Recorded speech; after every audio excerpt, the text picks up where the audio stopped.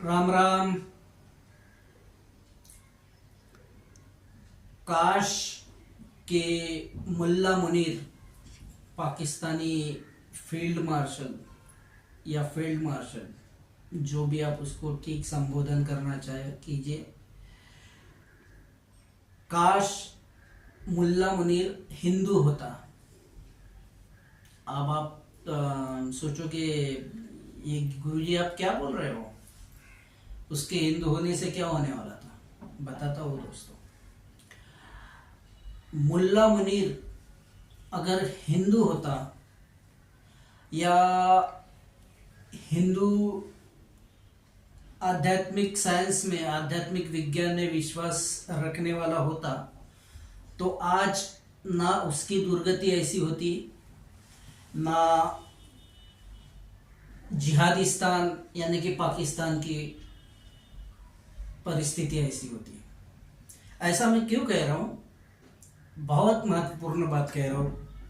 इसके पहले हमने बिहार इलेक्शन के ऊपर एक वीडियो बनाया था, जिसके बारे में मुझे जिज्ञासा, व्यक्तिशः मुझे जिज्ञासा थोड़ी कम, मतलब स्फूर्ति जिसको कहते हैं, वो कम थी। और इस वक्त अभी जो हम वीडियो आप देख रहे हो, मैं बात कर रहा हूँ, इसकी मुझे बनाने की जरूरत ज्यादा महसूस हो रही थी।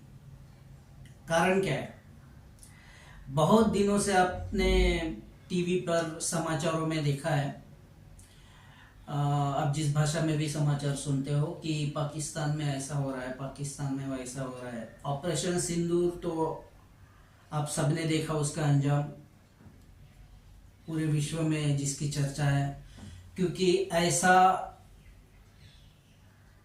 बिल्कुल पॉइंट टू पॉइंट एक्शन विश्व के किसी भी जगह पर आज तक विश्व के कोई भी देश विश्व का नहीं कर पाया है, जो हमारे भारतीय सेनाओं ने करके दिखाया, जिसको भारत सरकार का पूरा सपोर्ट था। वो कहते हैं ना मोदी जी हमेशा कि हम घर में घुसकर मारते हैं, तो इस बार ऐसा मारा है। विश्वास कीजिए दोस्तों, मेरी पॉलिटिक्स में अच्छी खासी मेरी रुचि है। जितना ऑपरेशन सिंदूर में भारत ने पाकिस्तान का नुकसान किया, शायद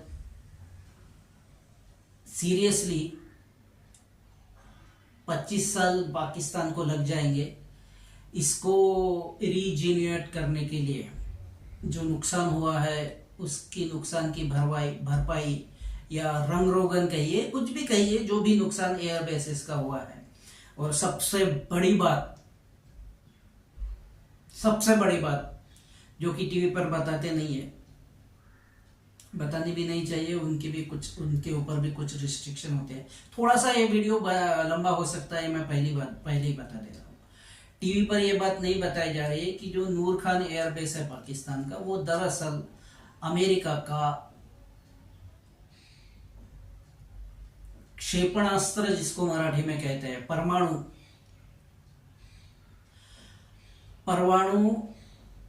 बम को रखने की और उसको तकनीकी तौर पर वहां से उड़ाने की जो जगह थी, नूर खान एयरबेस, वो भारत की आर्मी ने क्षत विक्षत कर दिया। और इसीलिए उसी के चिढ़ में अमेरिका के राष्ट्रपति डोनाल्ड ट्रंप बार बार और न जाने 20 से भी ज्यादा बार उन्होंने बोला है कि मैंने भारत पाकिस्तान का युद्ध रुकवाया, जबकि उसका कोई कनेक्शन नहीं है। और भारत की सेना, भारतीय प्रधानमंत्री, रक्षा मंत्री, गृह मंत्री बार कह चुके हैं कि हमने किसी की मध्यस्थता सहन नहीं की, और ना हमने किसी की मध्यस्थता से ये टेम्पररी सीज फायर किया है, स्टॉप किया है इस युद्ध को। और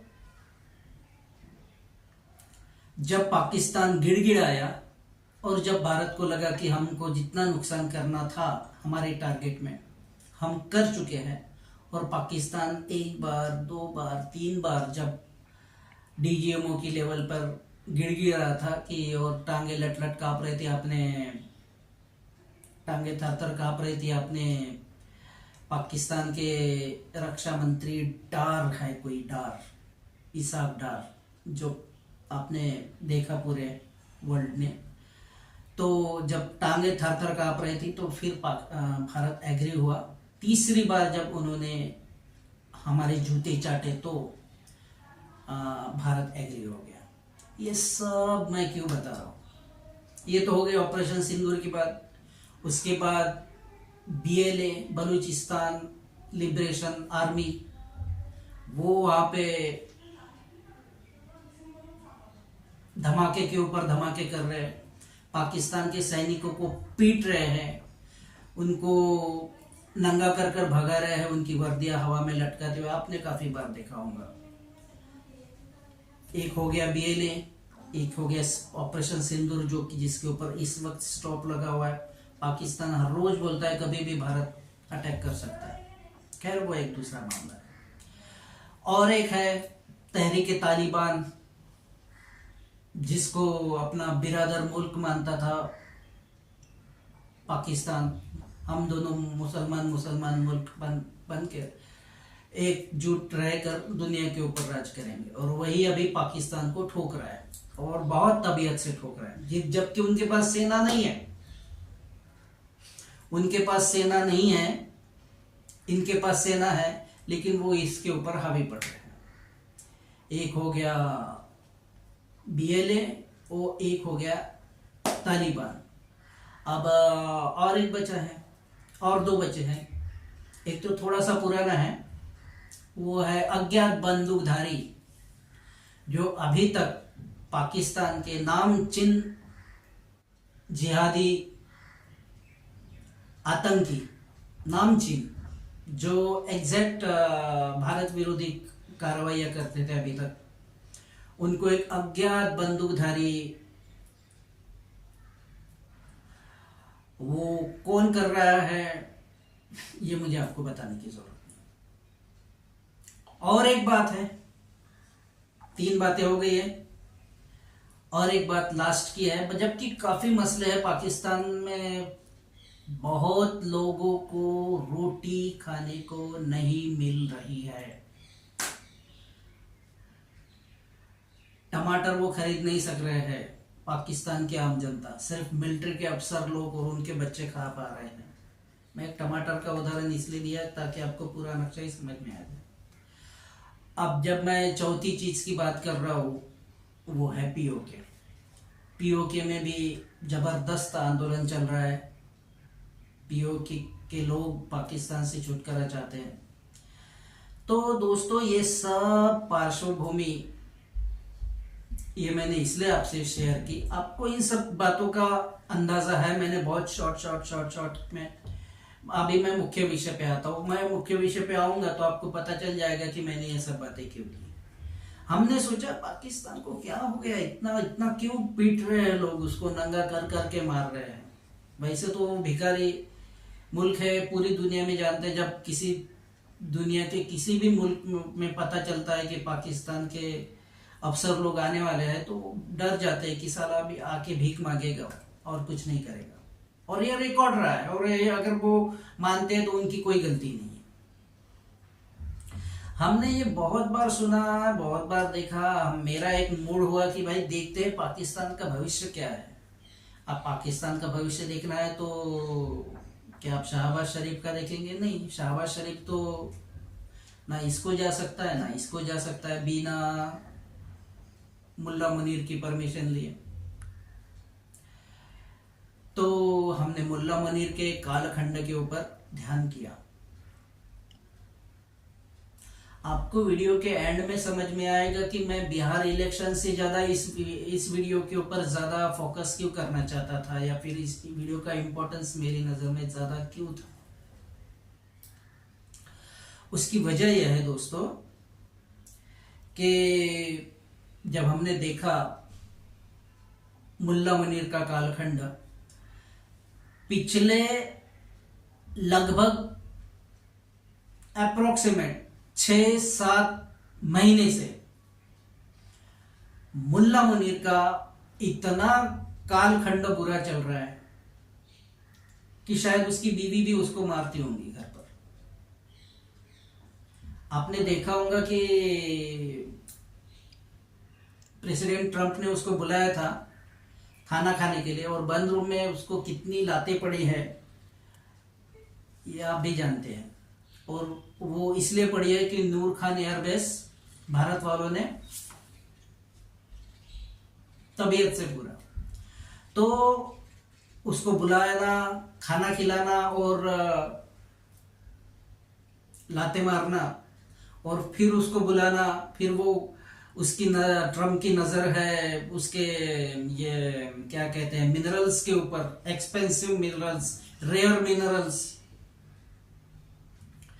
उसकी नजर, ट्रम्प की नजर उसके ऊपर है। तो वो हर चीज अपनी बेचना चाहते हैं पाकिस्तान वाले। आपको कितने लोगों को पता है पाकिस्तान का रेडियो स्टेशन इस वक्त मॉर्गेज पड़ा हुआ है, सॉरी, पाकिस्तान का रेडियो स्टेशन इस वक्त मॉर्गेज पड़ा हुआ है।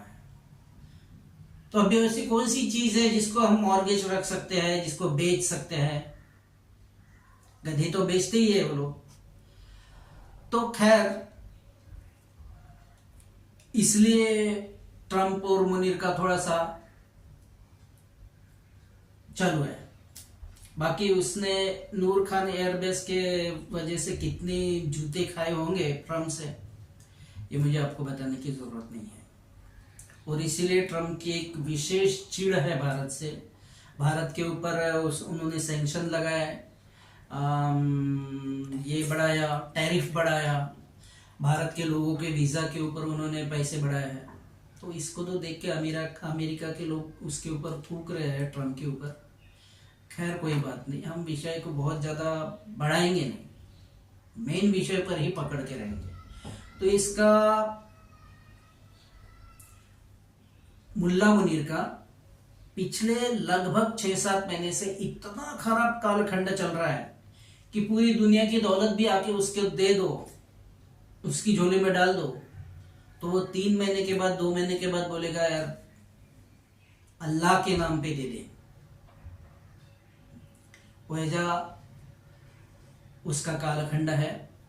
और भारत सरकार के पास, भारत के राज्य मंत्रियों के पास, जितनों के पास ये वीडियो जाता है, वो मेरी बात बहुत गौर से सुने। बाद में निर्णय नहीं लेना, लेना नहीं लेना आपके हाथ में है। और आज की तारीख में जो वीडियो बना रहा हूँ, जैसे मैंने कहा पिछले 6-7 महीने से उसका बहुत ज्यादा खराब चल रहा है, और क्या क्या हो रहा है वो सब मैंने बता दिया, वो सब आप देख रहे हो, वो सब आप देख रहे हो। बाकी अंदर खाने पाकिस्तान के ऊपर क्या क्या हो रहा है, पाकिस्तान के सेना के लोग छोड़ के जा रहे हैं, उनको पता है या तो बीएलए से मरेंगे, या तो तालिबान तहरीक टीटीपी से मरेंगे, या तो पीओके वाले से मरेंगे, या अज्ञात बंदूकधारियों से मरेंगे, मरेंगे जरूर।